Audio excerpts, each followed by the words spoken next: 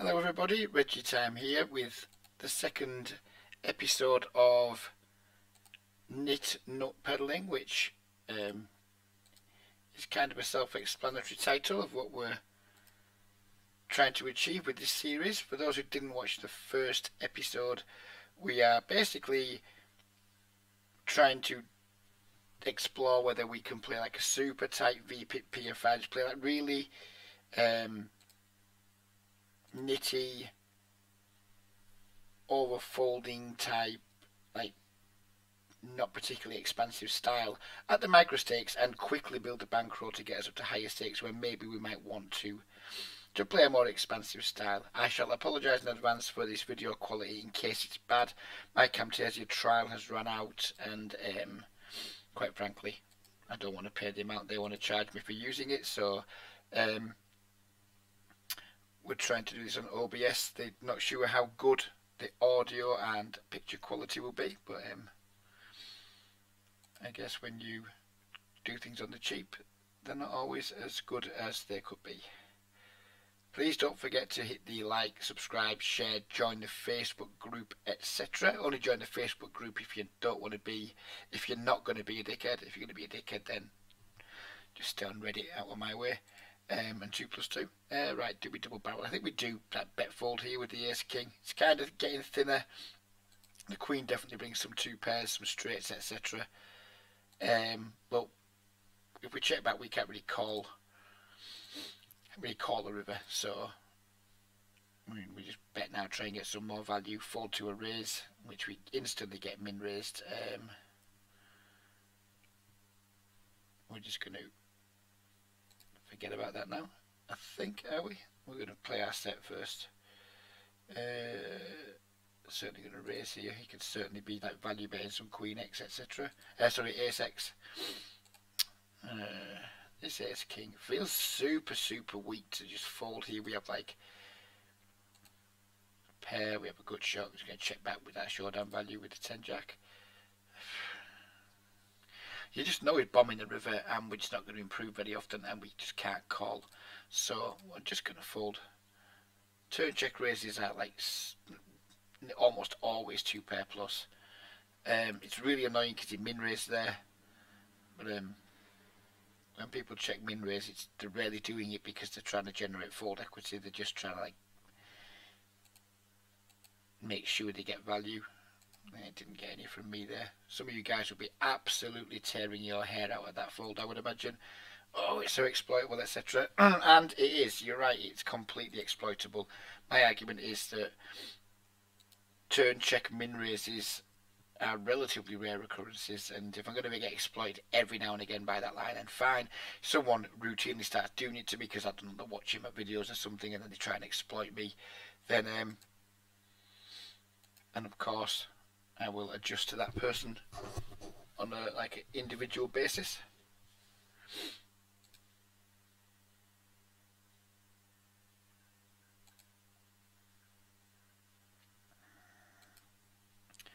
Do we just barrel off here with the ace 8? We have picked up the good shot draw.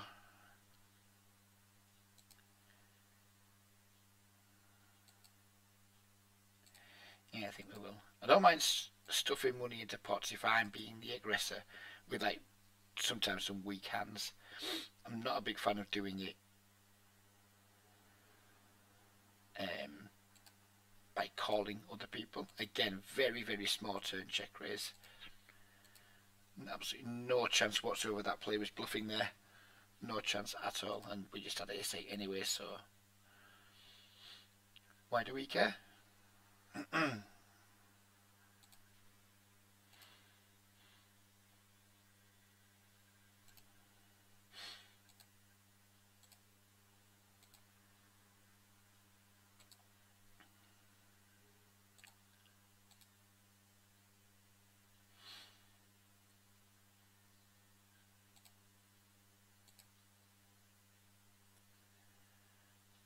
Flopped a good shot on table 2. Probably going to keep firing at this until our opponent raises, and if he raises, probably going to fold unless we do turn something like the nuts.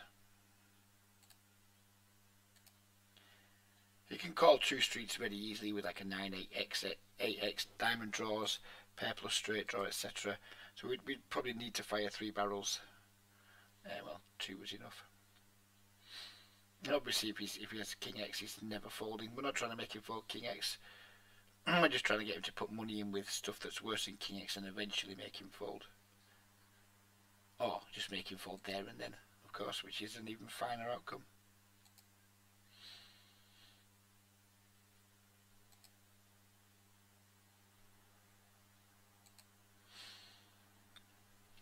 We will take a quick look at my stats to date at the end of the video. We've played, just checking, 7,500 hands so far, and we'll just take a look at how that's gone in the end of the video. Really easy squeeze here with the kings, of course.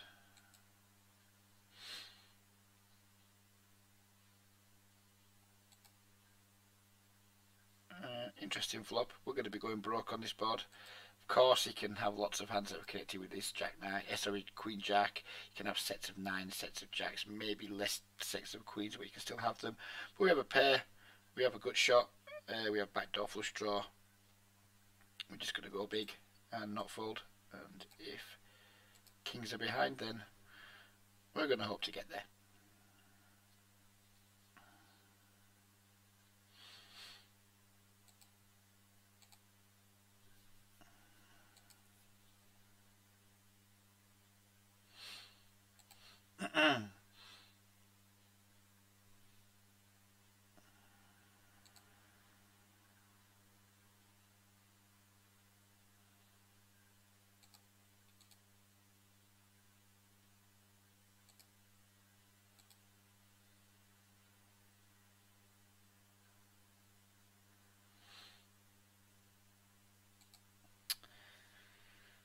Dude had more money, we might think about doing something with our ace deuce of clubs, but he's open for pot under the gun and leaving like 30 odd blinds behind. It's kind of hamstrung there. Not many things, not much we can do about that.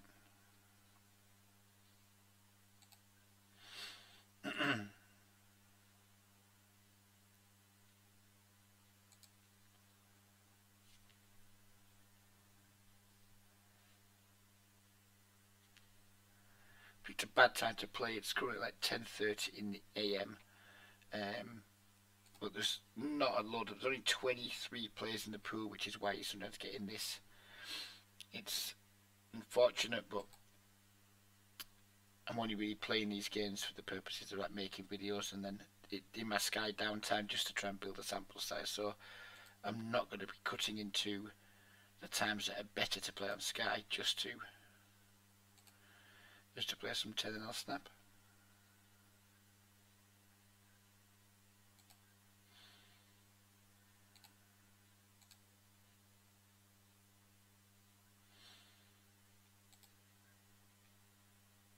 And we're going to go set mine in with the 2 5s. If this dude allows us, and if these dudes allow us, of course, as well.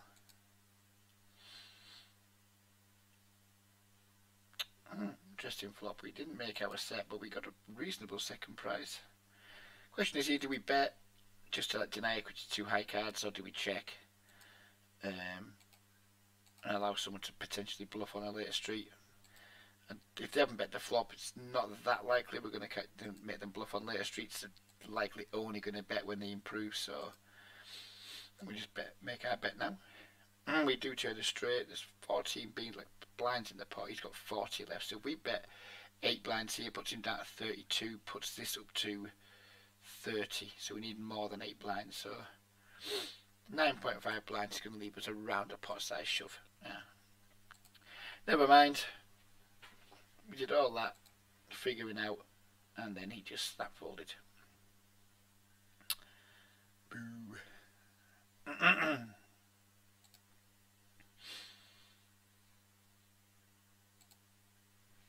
Been a min raise under the gun and a call. Again, we're going to squeeze here pretty big, and I'm going to squeeze a size where we can just like jam any flop. Well, say any flop. We won't be jamming if an ace or a king comes, I guess.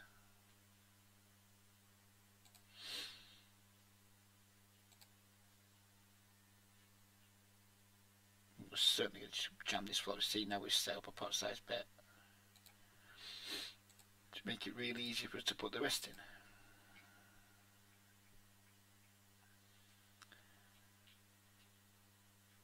And we take it down.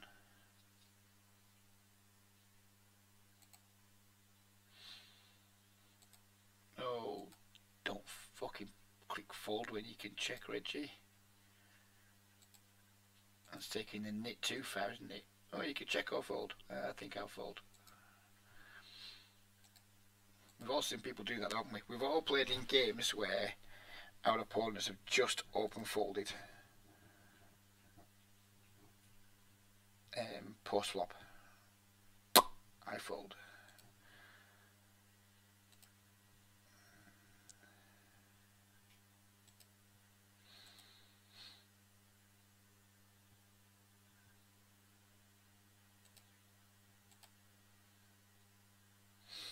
Kind of drawy board here against a fish. We're going to upsize our c-bet just to, well, quite a lot actually. It's lots and lots of hands everyone can call with here. Jack clubs on the turn, kind of better for him than it is us. It is a club which is nice at least. We're not going to bet here. Being raised would really suck. We don't really have a 3-street hand either. Going to check back here. Probably call rivers, but hope for a king or a club ideally. The king, beautiful. He bets 2, which tells me he either has a flush or, well, he doesn't have a king when he bets 2. Just like, does he call with a jack or a flush here? And what size do we need to make it to ensure that he does? I think we go to like, I was thinking 12. I'm thinking 10. Nah, just immediately fold. That's something you can exploit an awful lot in these games. When people like put absurdly small river bets out, I mean, just raising them quite liberally as a bluff. It's going to show quite a lot of profit. I mean, do we call here with our 10-9? I think if we call that, we probably have to commit to calling safe rivers. He min raised under the gun, didn't he, to start with? We defended. He checked back the flop. Is that a safe river? Probably bets his flush draws on the flop. Depends. If he bets big on the river, we're just going to fold. If he bets small, we're going to call. Like more than half pot to fold. Half pot or less. We'll probably just cry and call. Again, completely moot point because he just checks back. Did he check back with 6-7 of clubs? So he rivered a tiny bit of showdown value and elected to check. Whether or not he would have bluffed had he not hit his pair, we will never know.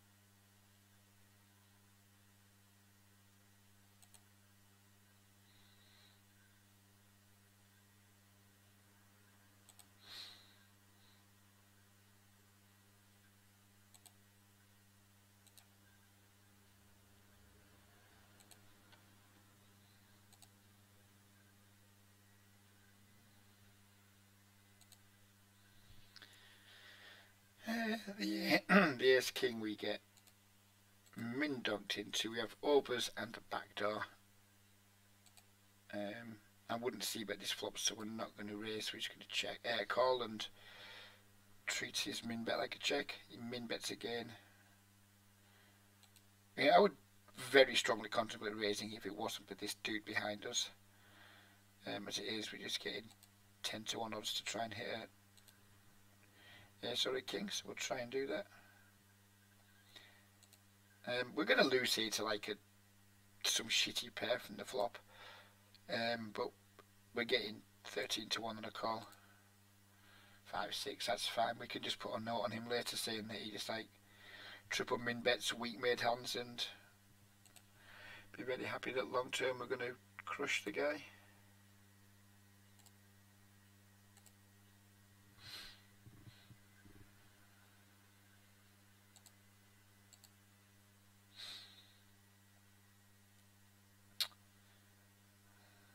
I'm going to take a line here of bet flop, check turn and hope to induce something from maybe a flush draw that's called or what have you.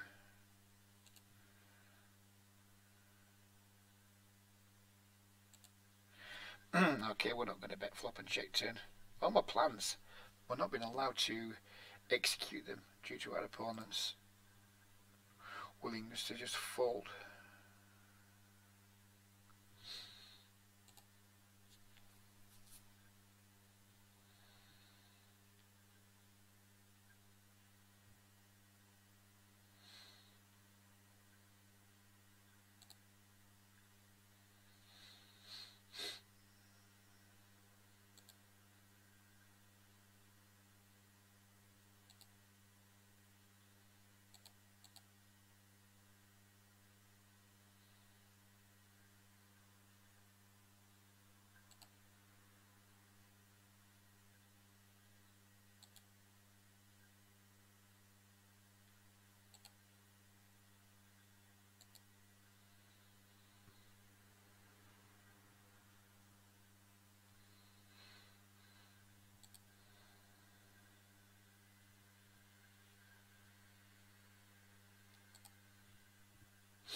Eight, 9, mandatory open under normal circumstances, but seeing as we are trying to, well, the whole purpose of this is to like demonstrate you can fold a lot of these like bottom of your range from each position and still make profit. And 8, 9 would be somewhere near the bottom of my range from middle position. That's what we're trying to demonstrate in this series, is you can just like fold the bottom of your range, like chop off the bottom of your range from each position and still make a tidy win rate. That's what we're trying to demonstrate. So we're not going to open those hands. Nothing wrong with opening 8, 9 for a middle position. I typically routinely do it, but we're not doing it here for the aforementioned reasons.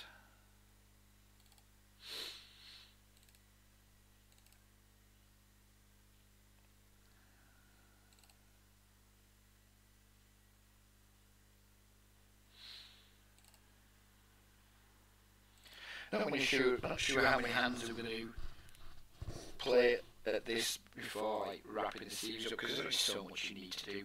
I guess a lot of the series, maybe do one more video of live play, then like a live play and wrap up video when I get to 20,000 hands maybe. That's 20,000 hands is no sample to like absolutely prove the point. But you know, you can't just go on making nitty videos forever and a day. I mean, I'm a nit anyway, but like super nit videos. I think the point will be made after another couple of videos, then we'll move on to doing something else. It probably will still revolve around 10 of those snap games, but maybe we'll like make the opposite side of the video and like try and play as looser style and as more aggressive style as we can, and see how that works out. We'll do that, the opposite of what we're doing now. The reason that most of the videos are 10 little snap is, number one, it's not a regular game, so my regular opponents can't really get too much on me, because I play very differently, of course. And then secondly is it's just convenient. And thirdly, most importantly, I guess, is that I strive to work with people who are playing 5-0, 10-0. So I want to make videos of the games that my core audience are playing in themselves. I'm going to overbet this turn.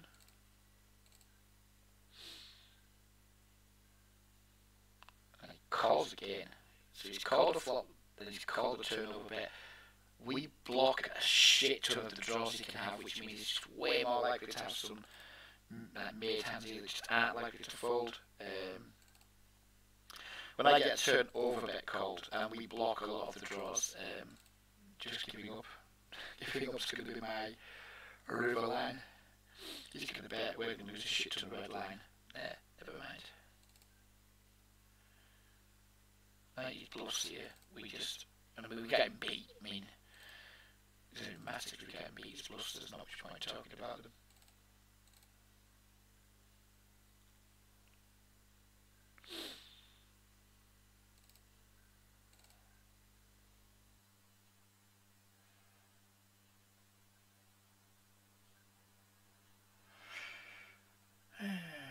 I think we do want to call Queen Jack versus a potential weak players under the gun open.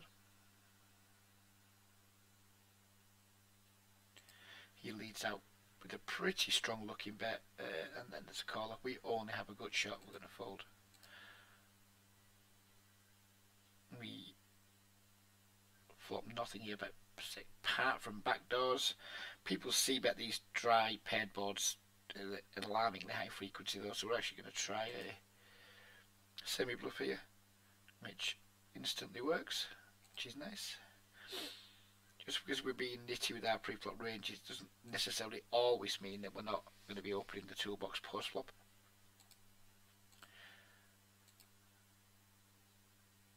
Multi-way pots, there's no reason to bet small because we wouldn't be c-bet bluffing here with a particularly high frequency, so therefore we may as well just make our bet larger.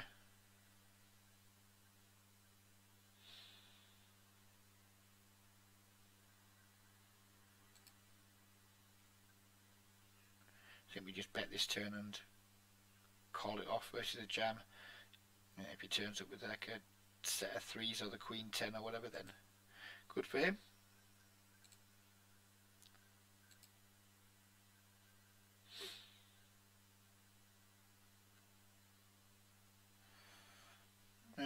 This is rough, but he could have king jack, ace jack. We beat some of his value range, so we just need to go with it here. He does have the queen 10, unfortunately. Never mind. There we go though with the turn check raise. We folded earlier. Folded twice to like check raises. It's just so nutted, constantly nutted. The problem there was, you know, we were ahead of some of his like value range with check raising. It's really annoying when that happens because you know the guys are like pretty strong there, but there's just so few hands to beat us. Queen 10 pocket threes, that's about it. And like I say, we're ahead of king jack, we're ahead of ace jack. You might just do something like with ace queen and just decide to raise and commit to the hand. So once you're ahead of some of the value range, you just can't be folding. If we only beat bluffs there, then I think we can fold on the premise that people aren't bluffing with a high enough frequency to like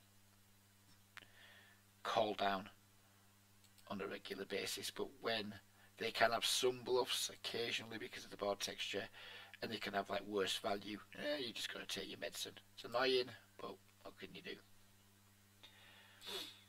The answer to what can you do is fuck all.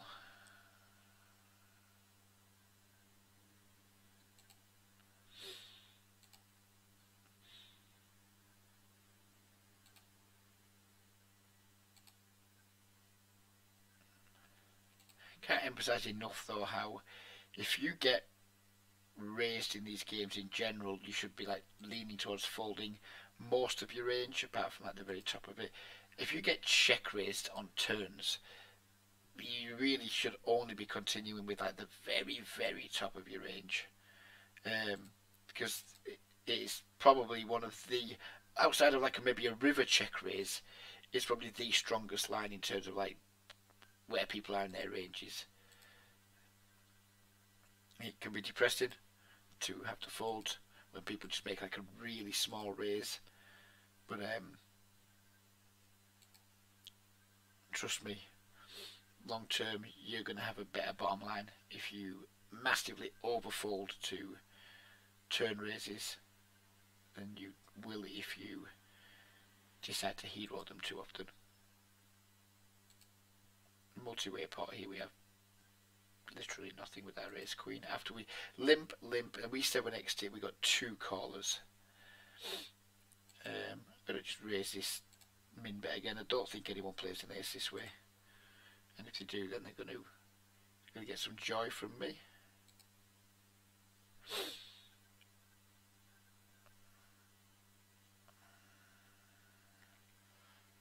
Look at this stat. This is annoying because now we've turned like a draw.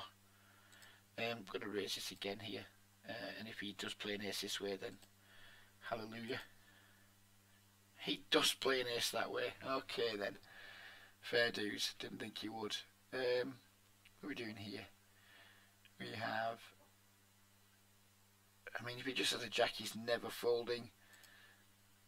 We don't really win enough if we call and then improve, and we're always folding if he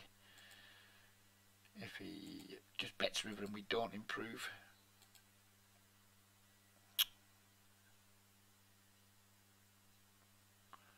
Got what, 10 outs probably. We're not getting the right price, and there's not enough implied odds. Come on, reload. Where you at?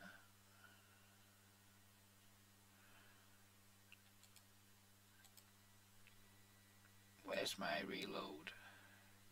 That ace-9 was amusing. I don't mind shit like that, I just think it's funny.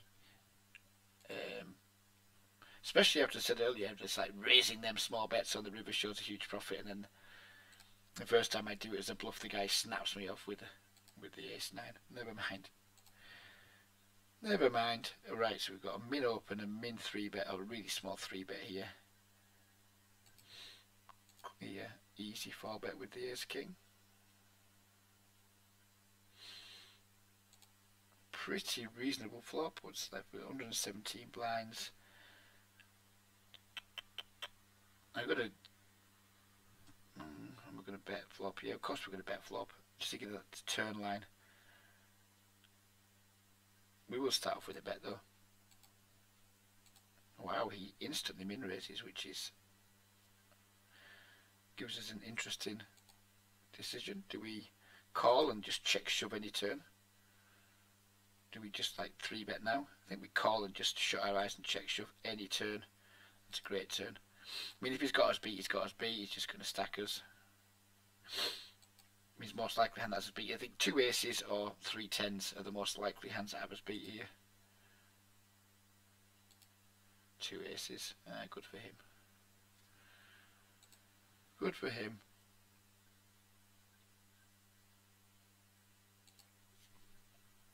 It's been a pretty rotten session, hasn't it?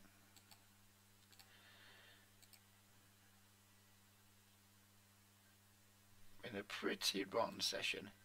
See, it's not just us nit nut peddling. Everyone's nit nut peddling. Everyone's at it. Not just us. It's annoying that we like ran into the top of people's ranges, which is what you're going to find. As I said earlier, when you get raised post flop in these games, you're going to find yourself running into the top of people's ranges. And when it's not your day, when you're kind of at the top of your range and your opponent's at the top of their range, which is slightly better, then you're going to lose quite a few stacks quite quickly, as we have here. Like we've been playing 28 minutes, played 300 hands, and we're stuck 2.5 buy-ins. Which is, again, outside of the fact of making videos here. It's why you don't catch me playing speed poker for, like, supplementing my income. Because this is just how these games are. You know, it's why win rates are, like, 4 and 5 blinds 100. Because just a lot of guys playing relatively tight ranges. And you just go through spells. You go through spells where you have a heater and you think, oh, this game's easy. You know, and I can beat it for 7 blinds 100, no problem. And then you have spells where you just lose every single time in every big pot, and you're like, okay, now this game's almost unbeatable. And neither of those things are true. They're not easy to beat, and they're not unbeatable. Somewhere in the middle. But this is all part and parcel of playing in games where like 4 big blinds is considered a good win rate. Is you're going to have extreme variance, and it's very, very hard to handle. I think we just call here. Right, okie dokie. It's just, yeah, having a strong mental game is incredibly, incredibly important, because you're going to go through runs where they just all always seem to have it, you're going to lose heart, you're going to lose confidence, you're going to lose interest in playing. And then you're going to go through spells where you just get paid off constantly with, like, every time you have a strong hand, you're just getting paid off, and poker feels like it's the easiest thing ever. Yeah, you need to be, like, incredibly mentally strong. If you have, like, any cracks in your mental game in these games, you're just not going to be a winning player, because you need to be capable of producing your A game a very, very, very high percentage of the time.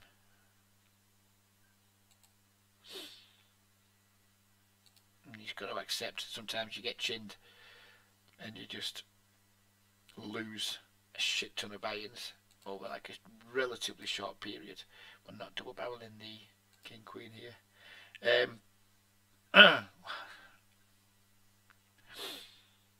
Yeah, it's going to be one of those sessions, I think, where we just don't get to win at showdown very often, looks like.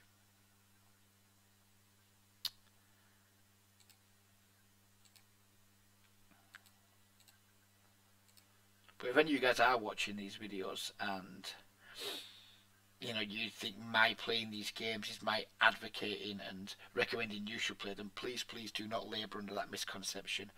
My advice to all of you guys is to just fucking ignore speed poker. Treat speed poker like it's got AIDS. You know, just stay the fuck away from it. I make the videos because it's convenient. If Sky weren't dicks, I would absolutely just make all my videos there, because it's a much truer reflection of who I am as a poker when I play when I play on Sky.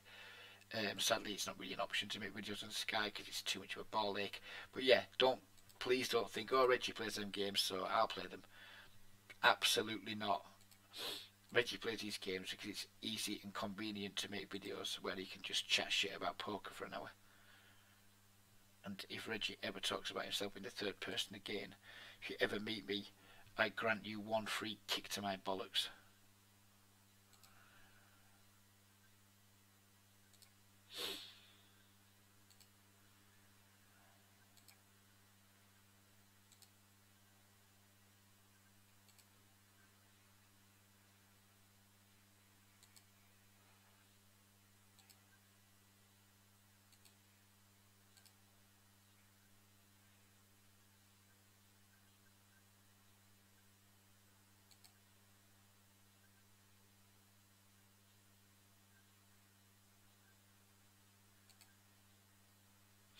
I do like river in quads.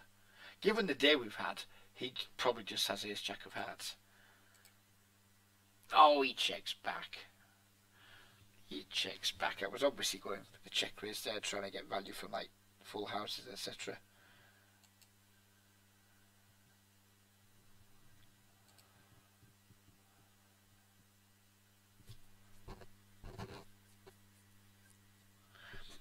I don't think we're going to get tons of value here if we double barrel. I'm going to check back and raise rivers, I think.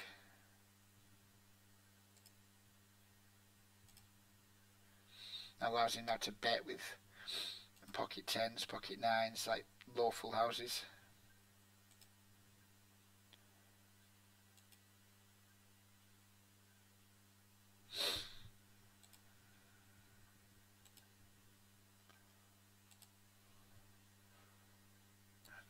Three deuce. Lovely. I mean, maybe we lost value there. Maybe he just calls three streets with his three deuce, but I like to think our check back there got us paid on the river. Queen 10 suited. We have stats on the player. VPIP 22, PFR 18, 6% 3 bet, small sample. Do we need to defend the Queen 10 suited in this situation? Is this the player that's just donated chips to us? No, it's not.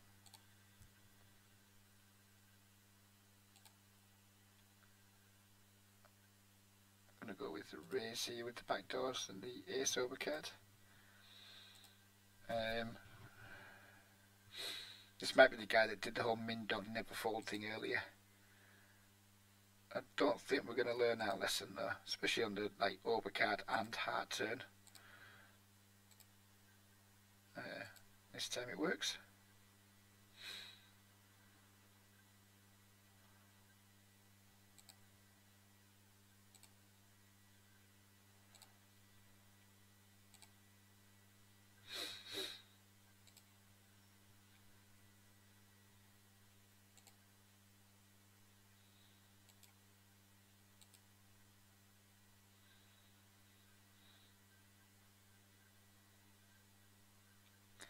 I'm going to go for a check raise on this pocket kings board. Try and get all the money in as quickly as possible. Well, no, not because no one's going to bet, which is unfortunate. Like, what I didn't want to do is bet there, get called twice, and be out of position in a bloated pot with a kind of marginal hand. I'd rather just like try and shovel the money on the flop when I'm reasonably confident in my hand.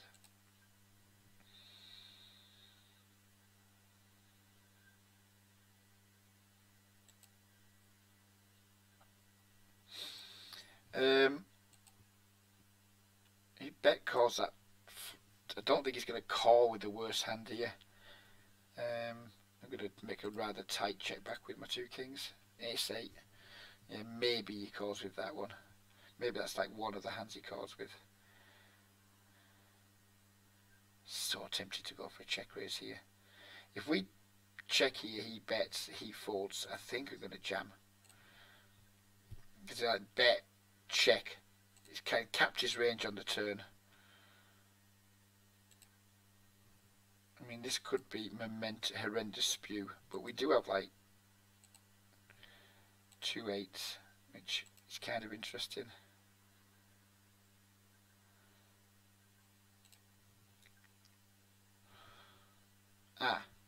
Snapped us off with 7 queen there. Didn't even think about it. Given that he can have 7 queen there, I quite like my line. I quite like it. Sadly, our opponent did not comply. He didn't even think, did he? Boom, snap call. Wowee.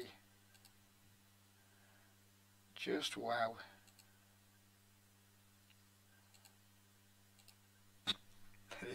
I like it. I like it. It's good that it's 10 and L, and I just don't care about that shit. If that was like 30 and L or sometimes 50 and L, and somebody made like that snap call on me, I'd be fucking raging. Absolutely raging. It's just because it's 10 and L, and I'm not really that bothered as long as we're making like relatively entertaining and might be videos people like. I couldn't really care that much. Obviously I don't just want to spunk me money away left and right, but yeah, it doesn't bother me. That's funny. That is pretty amusing.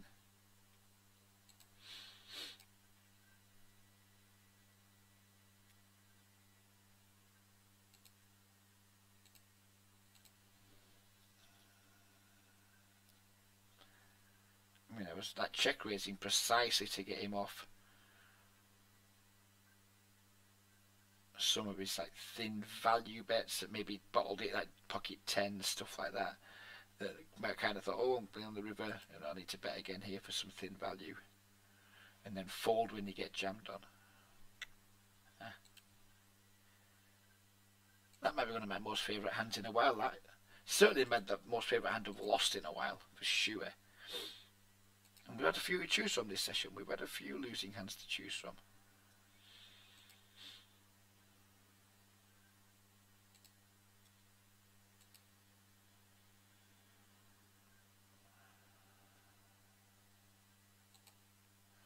Potential fish in the big blind. We're going to make a kind of speculative call on the button with the 10-8 suited.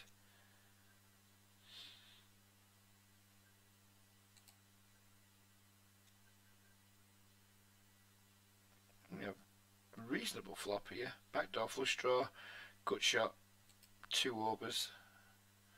Certainly a situation that merits us taking a stab, knowing that we're going to continue on 6s, on red ones, maybe occasionally on some high cards. Not the 4 of diamonds. That is absolutely not a card that we're going to continue on. Couldn't have thought of many worse cards than the 4 of diamonds. And we probably can't call here if someone bets the river. No, we can't call versus that sizing.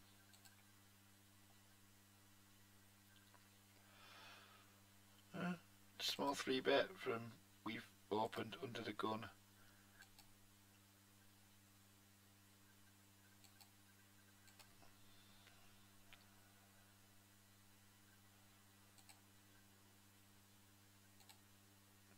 The reason I fold the ace queen there is he's like got obviously tons of strong hands.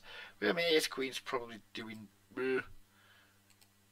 moderately against his range, but I think the main problem with the hand is we're just going to miss most of the time.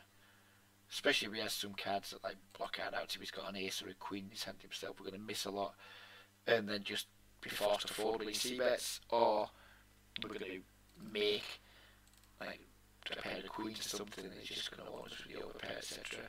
And just when people 3-bet from the big blind against something to come, when they could just call with a huge portion of their range, and the 3-bets are much like narrower. I think it's like ace king. I don't think it's like pocket tens, pocket jacks, ace jack, and then you just call with all those hands versus under the gun. Or most players do. Not everyone does, of course. Maybe you don't. Maybe that guy doesn't. But we don't know anything about him. And I think by and large, the population is like very tight with their 3-bet from the big blind when it falls to them. Of course, if they have an opportunity to squeeze, it changes things. But if it's just them versus the under the gun opener, and they can just flatten C flops, I think that's what people mostly do with hands that ace queens do not okay against.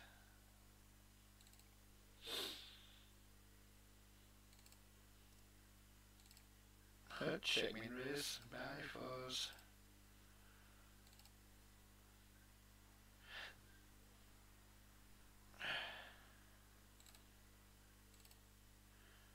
What makes these games so like soft and annoying at the same time is that people do just play so badly post flop that we can just like massively overfold. Make sure you're getting your bets in, keep betting for value, respecting the aggression. But equally, it's so fucking annoying when people just fucking play so badly, they don't put proper raise sizes and make you feel okay about your fold.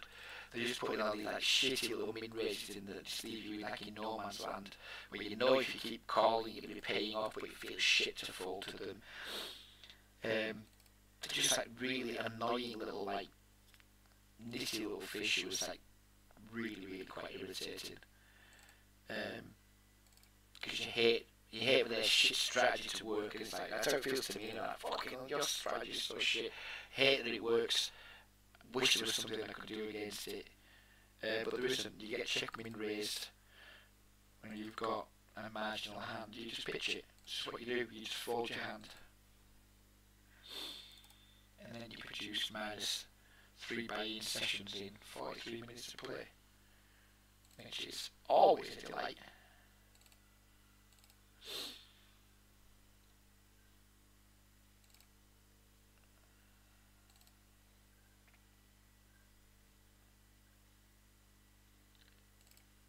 The state of online speed poker does make me quite worried for the future of like micro-stakes poker online, because it's not going to get any better while speed poker still exists. There's still great games to be found on Sky, like 10L, 20L, to an extent 30L. On Ignition, I'm sure there's some good games to be found, but especially the newer breed of poker players that kind of never played when games were really good.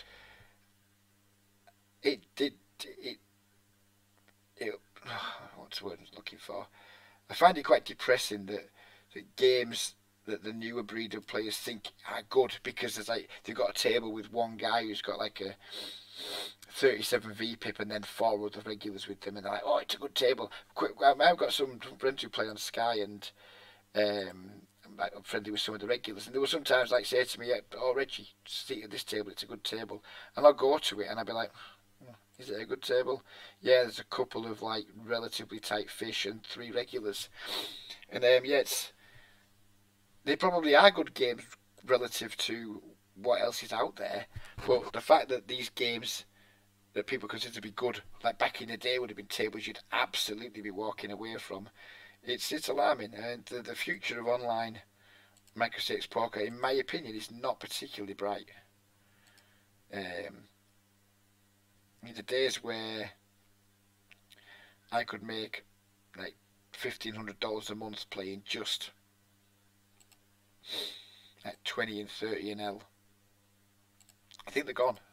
I don't think it's possible to get the volume into micro stakes to make that kind of money again and still have like quality tables.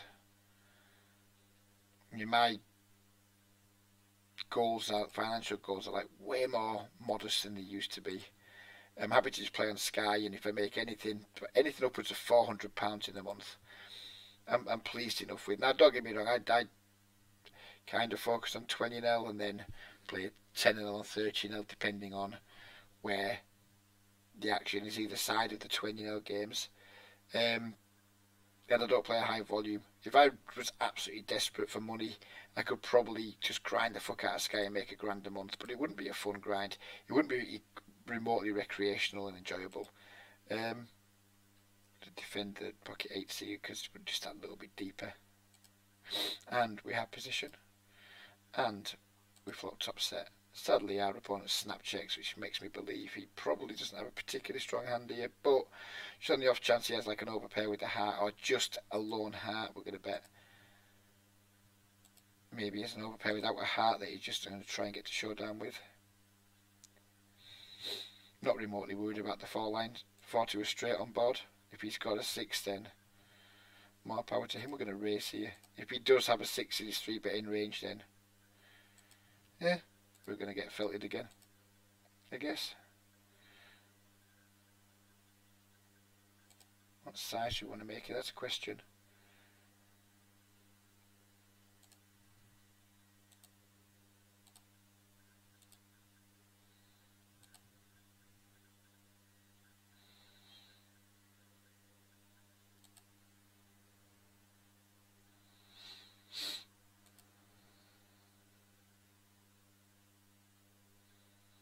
Very interesting line if he folds here. Check, call, flop, donk, fold, turn. It's not a line you see very often if that's what he's doing. He does as well. Interesting. We couldn't just like call there and risk all kinds of like bad cards coming off. We needed to raise. Check raise our Jack 9 suited over here on table 1.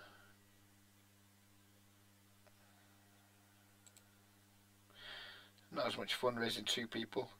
I think we have significantly reduced fold equity, so I'm actually going to put a bit more on the raise. Against 1 person we wouldn't be raising to this size. Given we're trying to get through 2 players, he like instantly calls. So what do we think he's got here? He's going to have a lot of Queen X. He's going to empty the clip here, I think, are we? Quite small on the turn, which leaves us like a reasonable size for a river jam. Trying to put pressure on his Queen X here, of course. Snap called twice. Do we get him to fold here? This could be spew.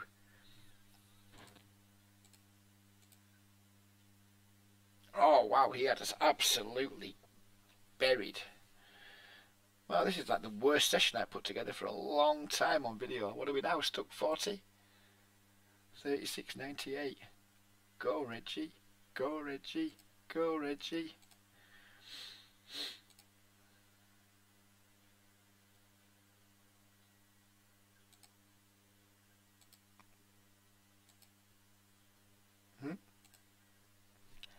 What a session. What a session.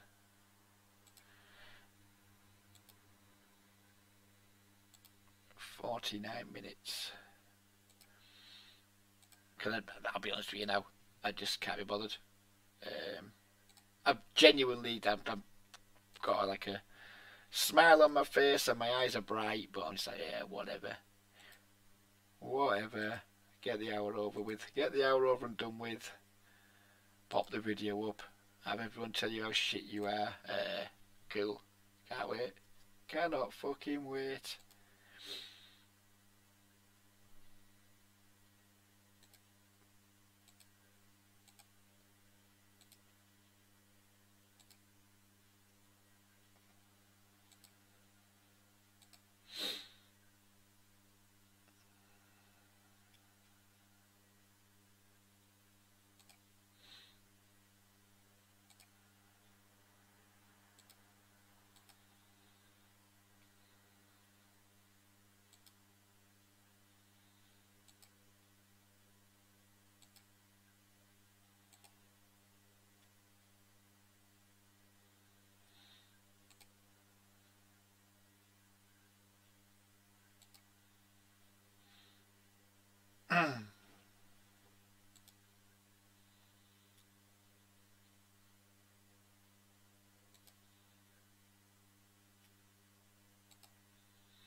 What is this Mindon nonsense all about?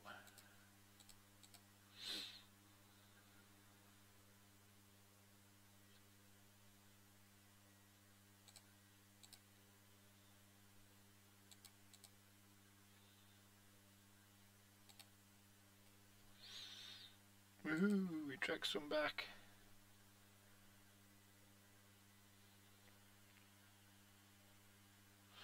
There's so many people, not so many, but there's like a number of people who do the whole Mindon thing. I mean,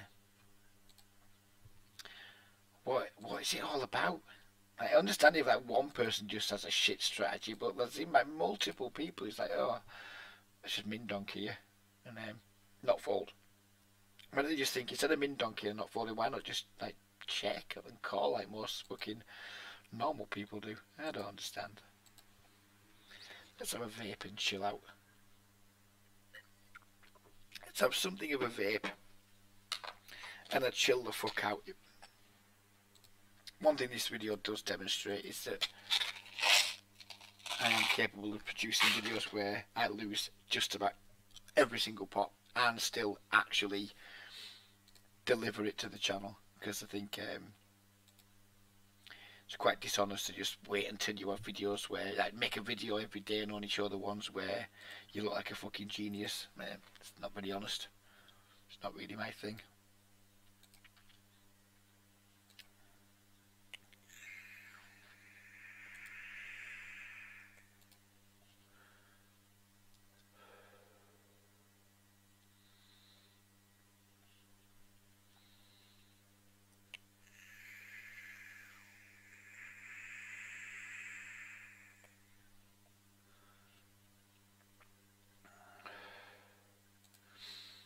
Defend this multi-way, the 10-8 suited flop trips, which is nice. Obviously it checks through.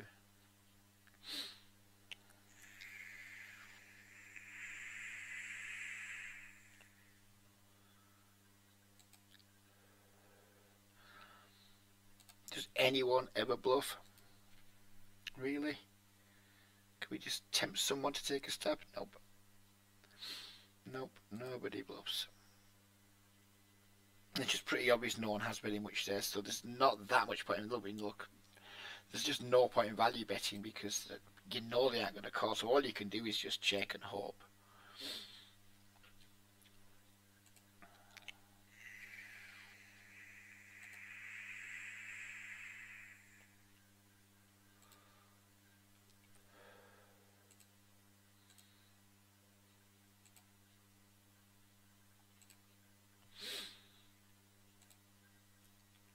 Could have been a better turn, couldn't it?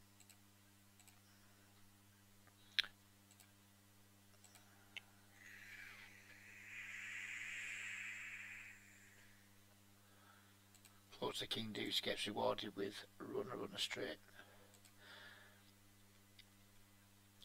That is our life today.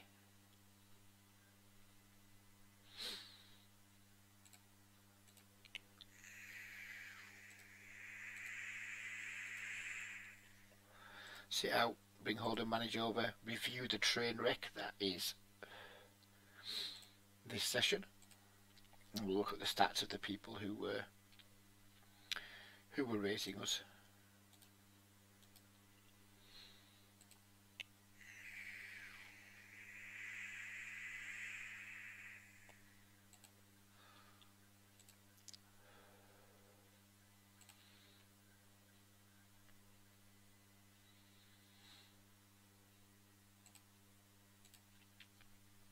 Never nice reviewing sessions where you just like lost every single time, but that's what we're going to do. So here we are. It's like going back to the scene, like what was once a beautiful picnic site, but then you witnessed a fucking brutal murder. This is it now. This is us going back and reviewing that brutal murder that we saw. So here we had the ace king. We put the 3-bet in. He calls. Oh yeah, I remember this one now. He just had the aces.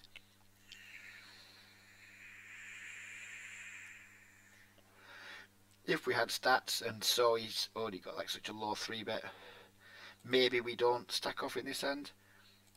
But we didn't know that. We bet he puts the fucking min raise in, or whatever we call, and then just check shovel the turn and lose. Maybe we could just have gone call there, would have been a slightly better line. I think we just fold out his weird bluffs on the turn by raising some. I think raising the turn there. We still have to go broke, but possibly just go in, bet call, check call would have been a slightly better way to do it. This was the Queen 7 hand, wasn't it? So this dude just flats Queen 7 out in the field.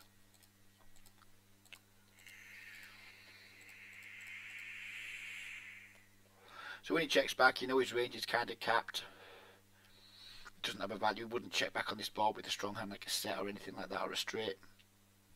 So you know he doesn't have any of the strongest hands. So when he bets here, we jam to try and make him fold, like, I don't know, pocket 10s, ace 9 maybe. Yeah, maybe. I'm not sure about this. I don't hate it because he is like super captain, and unfortunately he just like hits a queen and absolutely snap calls us. But yeah, I don't hate that, to be frank. This was the running into the strong made hand plus draw. If we knew the guy was 40 plus 5, we probably wouldn't have taken this line. As trying to bluff 40 plus 5s isn't the way to make money in these games. I mean, generally speaking, as a line, I don't hate it. It does put a lot of pressure on. Well, I guess it doesn't the way the board actually doesn't put a lot of pressure on King Queen. Maybe there's been some spew. What's this one? Ace King. Top 2. Ah, yeah, this is a dude who like flop to the strong draw, then check and min result the turn again. 22-13, 2% 3-bet. This is what these games are riddled with. These types of players, these like shitty little like meh sort of players. I mean, this guy's full out nit. He knows what he is. You know, it's these one 28-11. They're trying to play kind of tightish, but at the same time they're just shit at poker. This is exactly the type of player I was trying to describe earlier, who you just know they're just shit. They're out there, they're not doing anything special and not putting anyone under any pressure, generally speaking. They're not playing good poker, and you just know when you do shit like this they're going to be super nutty. But what can we do? We just have to get the money in, don't we? And then this is one I don't remember. This is where we tried to bluff on the end, wasn't it? Or tried to bluff on the turn. And again, had I known the guy was 73-14, would I have gone for this? Possibly not, but we did anyway. And of course he had the ace 9, didn't he, I think? Yeah. So yeah, that was overall disaster session. We only lost $34, which isn't the end of the world. Right, let's have a look at the overall. That's going to put quite a big dent in my overall. It starts 16-12. I don't want them to be there, but trying to get to 18-14.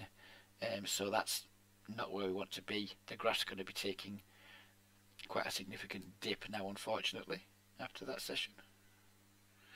Was going okay. Some of that was 30NL. The 10NL is probably a little bit better, maybe. Yeah, so we haven't really demonstrated what we're trying to demonstrate yet, which is you can play nitty in these games and still show a big profit. And who knows, maybe I'm fucking wrong.